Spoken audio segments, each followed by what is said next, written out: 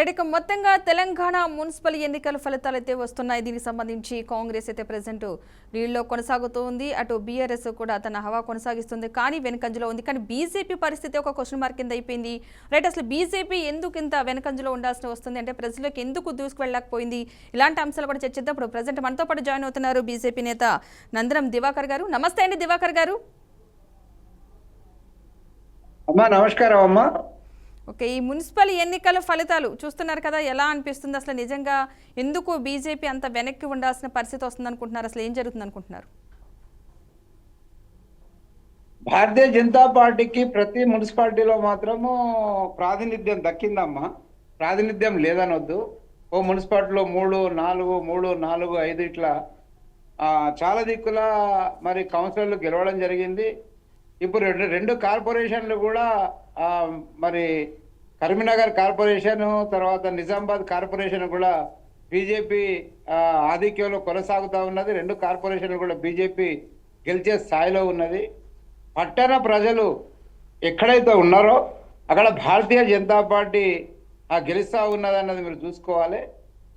ఇప్పుడు మున్సిపాలిటీల్లో కూడా దాదాపుగా గతంలో కంటే మెరుగ్గా ఫలితాలు భారతీయ జనతా పార్టీకి వచ్చినాయి. చాలా దిక్కుల 3 స్థానాలు, 4 స్థానాలు, 5 స్థానాలు ఇట్లా భారతీయ జనతా పార్టీ గెలిస్తే ఉన్నది. ఓటింగ్ శాతం బాగానే వచ్చింది. అట్లా చూసుకున్నట్టయితే దుబ్బాకలో సమాన ఓట్లతో ఒక సీటు కోల్పోయినాం మేము. టాస్ వేయడం మూలాన ఒక సీటు కోల్పోయినాం. అట్లనే చాలా దిక్కుల 2, 3, 4, 10, 15 ఓట్లతోని చాలా దిక్కుల భారతీయ జనతా పార్టీ అభ్యర్థులు తమ స్థానాలు కోల్పోయారు. మరి బాన్సువాడ లాంటి ప్రాంతాల్లో కూడా 0 ఉన్న దగ్గర కూడా 3, 4 సీట్లు భారతీయ జనతా పార్టీ గెలుచుకున్నది. భారతీయ జనతా పార్టీ మెరుగైన ఫలితాలు వచ్చినాయి. అట్లాంటిది ఏం లేదు. కాకుంటే ఏంటంటే ప్రజల ఆలోచన తీరు, రాష్ట్ర ప్రభుత్వము ఏదైతుందో రాష్ట్ర ప్రభుత్వం ఉన్నప్పుడు మున్సిపాలిటీలు కూడా ఉంటే మరి పనులు బాగైతే అన్న ఆలోచన ధోరణితోని కాంగ్రెస్కు పట్టం కట్టినట్టు ప్రజలు పట్టం కట్టినట్టు కనిపిస్తూ ఉన్నది. అట్లాగానే అధికార పార్టీ కూడా దౌర్జన్యాలకు పాల్పడింది. డబ్బు, మద్యము దారుణంగా వంచింది. వాళ్ళు ఏదో ప్రజల తీర్పిచ్చిర్రు అనేది మాత్రం అనుకోవద్దు. మేము ఆలోచిస్తున్నాం ఏంటంటే భారతీయ జనతా పార్టీ ఎన్ని వందల కోట్ల డబ్బు వంచినా, ఎంత మద్యం వంచినా కూడా మరి భారతీయ జనతా పార్టీ మెరుగైన ఫలితాలు సాధించింది. అనుకున్న స్థాయిలో సాధించకపోయినా కూడా భారతీయ జనతా పార్టీ కార్యకర్తలు మరి కోరుగా ఉండే హిందూవాదులందరూ కూడా మరి పట్టణ ప్రాంతాల్లో కూడా భారతీయ జనతా పార్టీ వైపు నిలబడ్డారు. రాబో రోజుల్లో భారతీయ జనతా పార్టీ మరి మంచి ఫలితాలు సాధిస్తుందని చెప్పేసి మాకు కనపడతా ఉన్నది. అధికార పార్టీ వాళ్ళ అధికారం, పోలీసు అన్నిటిని కూడా వినియోగించుకున్నది. కానీ కరీంనగర్ లాంటి, అట్లాగే నిజామాబాద్ లాంటి ప్రాంతాల్లో మరి ఎంపీలు భారతీయ జనతా పార్టీ బండి సంజయ్ గారు, అరవింద్ గారు గట్టి నాయకులు ఉన్నారు. అట్లాంటి చోట్లనే కాంగ్రెస్ కొంత పని చేయలేకపోయింది.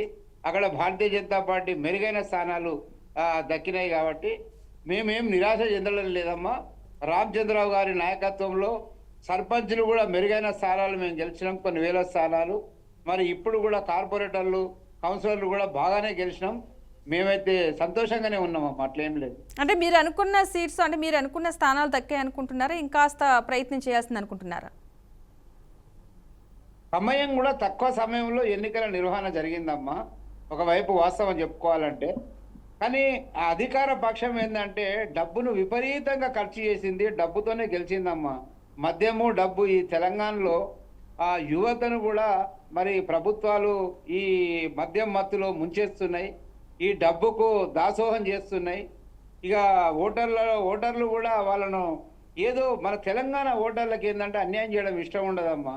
వాడు 2000 ఇచ్చిండు కదా పాపం వాడికి వేయాలి, వాడు 3000 ఇచ్చిండు కదా వాడికి వేయాలి అన్న ఆలోచన. మరి భారతీయ జనతా పార్టీ పరిస్థితి మీకు తెలుసు. మేము ఎప్పుడైతే డబ్బులు వంచాం, ధర్మానికి, దేశానికి పనిచేసే వాళ్ళం, డబ్బులైతే మా దగ్గర లేవు. పేద పార్టీ మాది భారతీయ జనతా పార్టీ. డబ్బులు వంచే స్థాయిలో మా నాయకత్వాలు కూడా లేవు. కానీ వాళ్ళు తెలంగాణ ప్రజలకు ఏంటంటే అన్యాయం చేసే వ్యక్తిత్వం తెలంగాణ ప్రజలకు లేదు. వాళ్ళ దగ్గర డబ్బు తీసుకొని వారిని మోసం చేద్దామన్న ఆలోచన తెలంగాణ ప్రజలకు మరీ ముఖ్యంగా ఉండదు. కాబట్టి ఆ తెలంగాణ ప్రజల తీరును, వాళ్ళ మైండ్ సెట్ను గమనించిన మరి కాంగ్రెస్ రేవంత్ రెడ్డి ప్రభుత్వం దారుణంగా డబ్బులను వంచి ఈరోజు మున్సిపల్ ఎన్నికల్లో మరి గెలవడానికి ప్రయత్నించింది.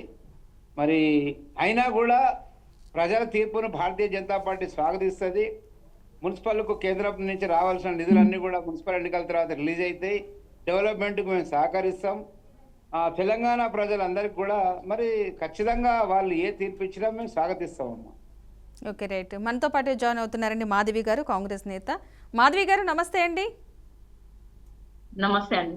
ఓకే, ఇప్పుడు వచ్చిన ఈ మున్సిపల్ ఎన్నికల ఫలితాలు, ఇప్పటి వరకు వచ్చిన ఫలితాలను బట్టి అంటే మీరు అనుకున్న స్థానాలు గెలిచారనుకుంటున్నారా? ఇంకేమైనా ఎక్కడైనా కాస్త లోపం అనిపించిందా మీకు? మేము అనుకున్న దానికంటే అంటే మంచి రిజల్ట్సే వచ్చినాయి. మా పనితీరుకు నిదర్శనం ఈరోజు ఏదైతే రిజల్ట్స్ చూపిస్తున్నదో ఈ రెండు సంవత్సరాల మా పనితీరుకు ప్రజలు మెచ్చి మమ్మల్ని ఆదరించింది అనడానికి ఇది ఒక మొన్న జరిగినటువంటి ఎలక్షన్లలో కంటే కూడా ఏది సర్పంచ్ ఎలక్షన్లలో కంటే కూడా ఈరోజు మెరుగైన ఫలితాలు సాధించినాం మేము. కాబట్టి మా గవర్నమెంట్ మీద, మా కాంగ్రెస్ పార్టీ మీద ప్రజలకు పూర్తి నమ్మకం ఉంది అనడానికి ఇది ఒక నిదర్శనం అండి. రాబోయే ఏ ఎలక్షన్లు వచ్చినా కూడా ఖచ్చితంగా ప్రజలు మా వెంటే ఉంటారని మేము పూర్తిగా నమ్ముతా ఉన్నాము.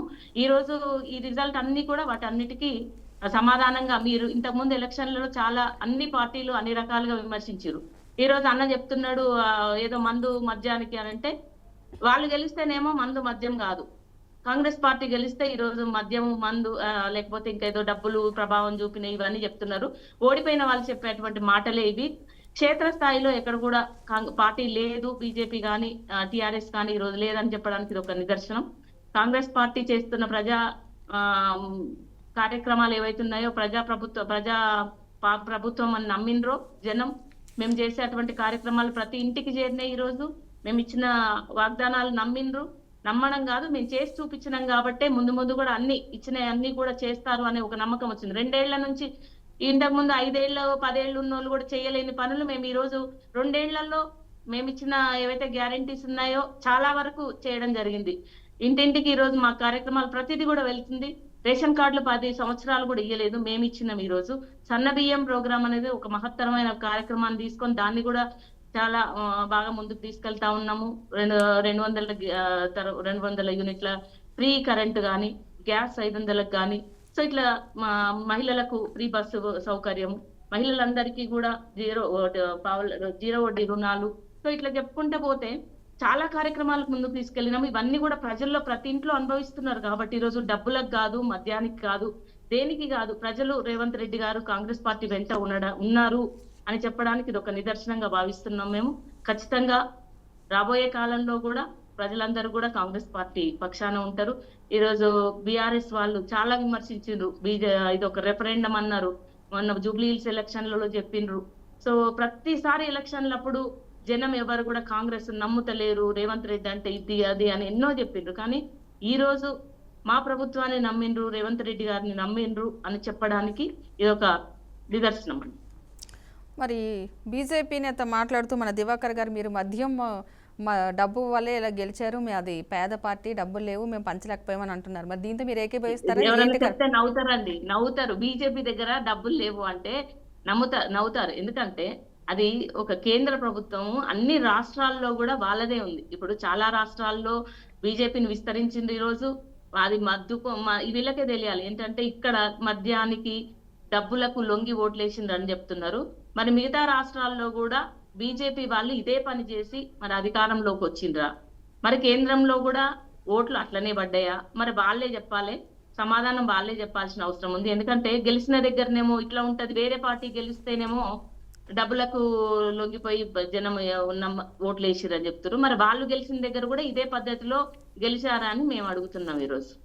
ఓకే, దివాకర్ గారు విన్నారు కదా మాధవి గారు అడిగిన క్వశ్చన్, మీరు అలాగే గెలిచారని అంటున్నారు. మరి దానికి మీరేం సమాధానం చెప్తారు? మాధవి గారు చెప్పిన దానిలో వారే ఆలోచించుకోవాలి. ఎందుకంటే దేశం మొత్తం కూడా ఓటు చోరీతో బీజేపీ గెలిచిందని వాళ్ళు బదనాం చేస్తారు. వాళ్ళు గెలిచిన దగ్గరనేమో మా గొప్పతనం అని అనుకుంటారు. మాధవ్ గారు ఆలోచించాలి ఒక విషయంలో, రేవంత్ గారు ఇచ్చిన హామీలలో ఎన్ని హామీలు నెరవేర్చారు, ఎన్ని హామీలు నెరవేర్చలే అన్నది ఒకసారి మనం ఆలోచించుకోవాలి. బీజేపీ వాళ్ళు అధికారంలోకి రాకముందు ఏం చెప్పిందంటే నల్లధనాన్ని తెచ్చి ప్రతి పేదవాడి బ్యాంక్ అకౌంట్లలో 12 ఏళ్ళు అయిపోయిందండి. ఇంకా అది కూడా అయిపోయింది. అయినా కూడా ఏ పేదవాని ఖాతాలో 10 లక్షల రూపాయలు పడలేదు. మీరు చెప్పింది మాధవ్ గారు, అవునా? మాధవ్ అవునా? గారు, మీరు అవునా? మనసు వాపస్ అవునా? తీసుకోవాలి. మాధవ్ 12 గారు, మీరు చేయలేండి, 2 ఏళ్ళు మాధవ్ మేము గారు, ఇచ్చిన హామీలు ఒకసారి సగానికి ఎక్కువ చేసినామండి. ఈ రోజు జనాలు మేము చెప్పే ఇచ్చిన మాటలు హామీలలో కాదు. సగానికి ఎక్కువ మోదీ మేము గారు కంప్లీట్ డబ్బులు చేయడం వేస్తా అన్న జరిగింది. వీడియోను దమ్ముంటే మీరు చూపెట్టాలి, ప్లే చేయాలి. దమ్ముంది కాబట్టి చేసి దమ్ముంటే మీరు చూపెట్టినామండి. ఈరోజు చూపెట్టాలి. దమ్ముంది అది అట్లా కాబట్టి కాదమ్మా. మేము గెలిచి చూపెట్టినాం. అంత ఈ రోజు డబ్బు, మీ అంత రిజల్ట్ డబ్బు చూసుకొని బయట మా ఉందని రిజల్ట్ చెప్పారు కానీ చూసుకొని నేను మీరు వేస్తా అని అనుకున్న దాంట్లో ఒకటి చెప్పలేదమ్మా. కూడా సాధించలేకపోయారు. మాధవ్ గారు, తప్పుడు స్టేట్మెంట్ కాదు. ఈ విషయంలో మీరు నేను చర్చ కూర్చుందాం. ఈ విషయంలో మోడీ గారు డబ్బులు వేస్తా అన్న విషయం మీద ఉంటే మీరు ప్రూవ్ చేయాలి. ఉన్నదండి, అట్లా ఉన్నది, కాదమ్మా. ఖచ్చితంగా ఉంది, నిజమేనమ్మా. ఉన్నది, ఉన్నదండి. మనం మోదీ గారు చేసేది ఖచ్చితంగా ఉంది. ఈరోజు ఈ మోదీ గారు దేశమంతా అన్ని రాష్ట్రాల్లో కాంగ్రెస్ మరి తుడుచుకుంటా ఎందుకండి తుడిచి నీరవ్ మోడీ పట్టుకపోయి లాంటి మోదీ వాళ్ళని గారు ఏం తీసుకొస్తలేరు చేస్తున్నారో వేరే తెలుసు. దేశాలలో ఉంటే? ఈరోజు నేను మున్సిపల్ ఎన్నికలకు మోదీ గారికి సంబంధం లేని విషయం, మున్సిపల్ ఎన్నికలకు మోదీ గారికి సంబంధం లేని విషయం. దేశమంతా ఉన్నది, దేశమంతా.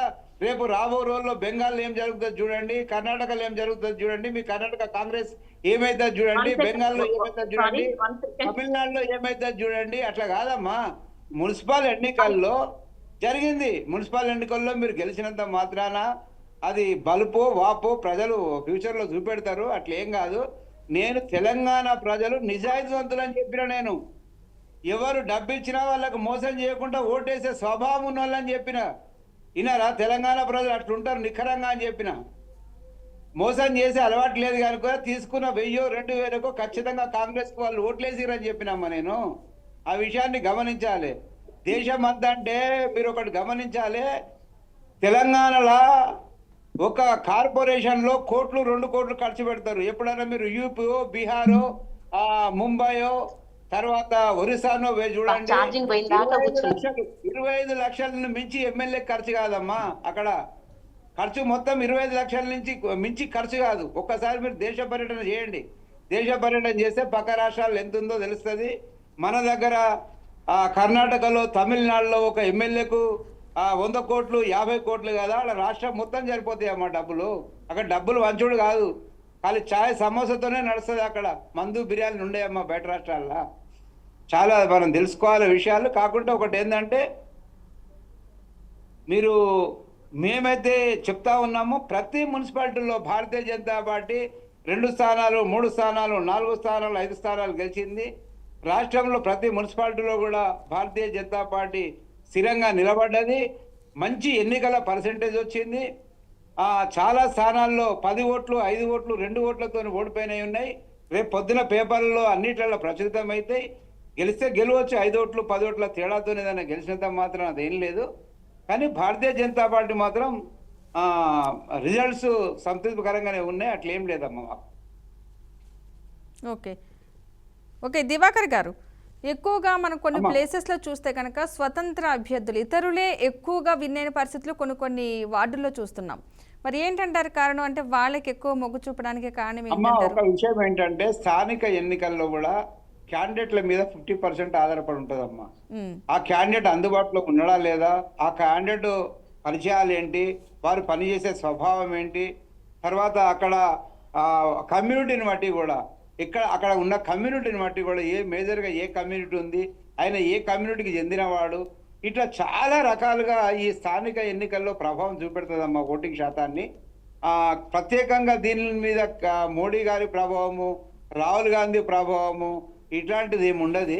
ఇక్కడ స్థానిక ఎన్నికలకు సంబంధించి మాకు అందుబాటులో ఉండేవాళ్ళు ఎవరు, మా పక్కన ఎవరు, మా స్థానికంగా మాకు అందుబాటులో ఎవరు ఉంటారు, మాకు ఏదైనా పోలీస్ స్టేషన్ కేసు అయితే మాకు అందుబాటులో ఎవరు ఉంటారు, ఏదైనా చిన్న చిన్న పనులు కావాలంటే అందుబాటులో ఎవరు ఉంటారు అన్నదే ఈ స్థానిక ఎన్నికల్లో చూసే అంశం. కాబట్టి దాని గురించి ఇదేదో ఇది గెలిచినంత మాత్రాన ఇక మావి మొత్తం మేము ఇచ్చిన హామీలు చెప్పడం మొత్తం నెరవేరినాయి అనుకోవడం తప్పు.